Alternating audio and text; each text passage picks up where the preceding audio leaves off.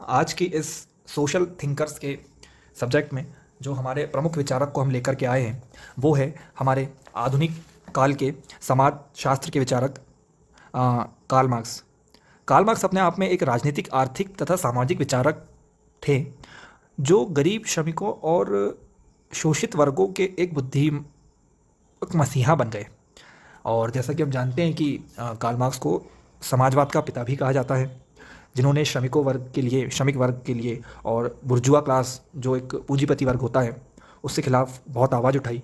और उन्होंने बताया कि अंततः इस वर्ग विचरण पर पूंजीपतियों का राज नहीं, श्रमिकों का ही राज होगा। आइए हम जानते हैं थोड़ा सा life sketch of Karl Marx को, और जो कुछ वर्क्स हम जानते हैं जो उन्होंने किया। देखिए, कार्ल मार्क्स का जन्म 5 मई 1818 को जर्मनी में ट्रियर नामक स्थान पर हुआ। कार्ल मार्क्स एक यहूदी परिवार में पैदा हुए थे। उनके पिता जो एक बहुत ही वहाँ के जाने माने वकील हुआ करते थे, और उन्होंने कुछ साल बाद अपने माता पिता के साथ यहूदी धर्म को छोड़कर ईसाई धर्म को ग्रहण कर लिया था, और उन्हें अपनी आगे की शिक्षा जर्मनी में ही पूरी करी, स्कूली शिक्षा। उसके बाद वे 17 वर्ष की आयु में अपनी इच्छा अनुसार बोन विश्वविद्यालय में उन्होंने प्रवेश लिया, परंतु वहाँ उनका कुछ मन नहीं लगा, और आने वाले 1836 के अराउंड वे विश्वविद्यालय को छोड़कर बर्लिन विश्वविद्यालय में प्रवेश ले लिया।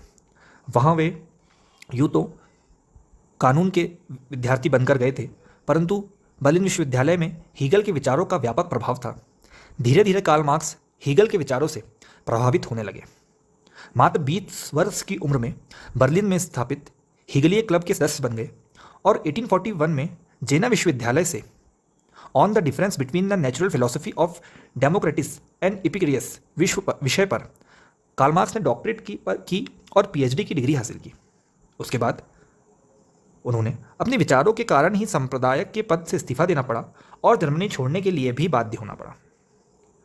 साल 1843 में मार्क्स ने अपने बचपन के मित्र जेनिफॉन वेस्टफलन से विवाह किया, और 1844 में मार्क्स जब पेरिस आए तो अनेक महत्वपूर्ण व्यक्तियों से उनका संपर्क हुआ, जिसमें से कि उनके आगे चलकर अटूट मित्र बनने वाले व अनूठी मित्र एंजल्स बनी।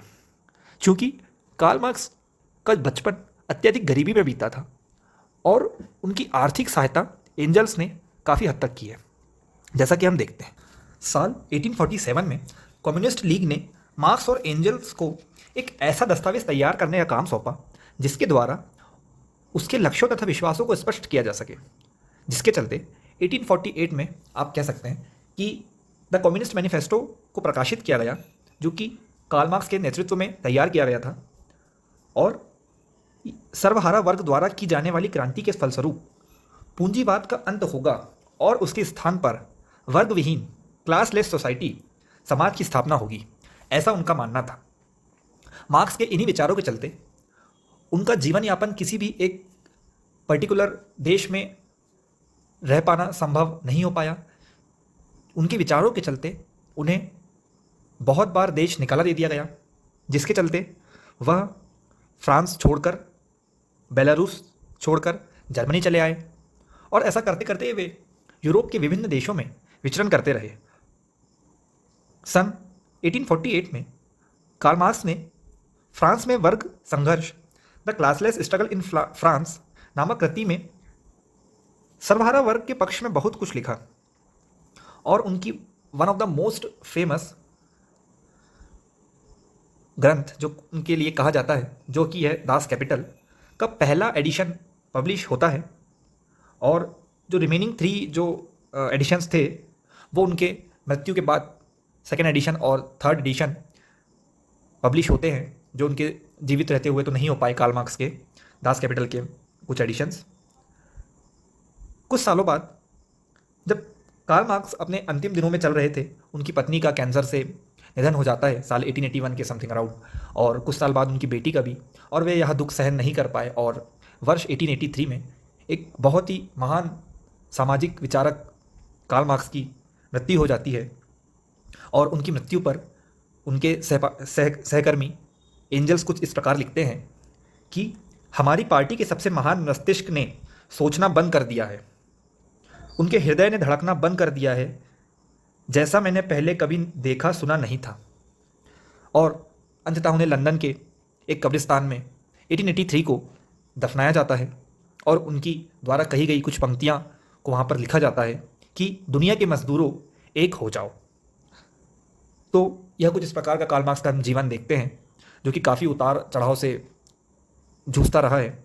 और उन्होंने इसी बीच अपनी कुछ इम्पोर्टेंट वर्क्स भी पब्लिश किए, जो कि कुछ इस प्रकार है कि Das Kapital volume 1, German ideology, the poverty of philosophy, one of the most important the communist manifesto, the holy family, etceteras एक्सेट्राज।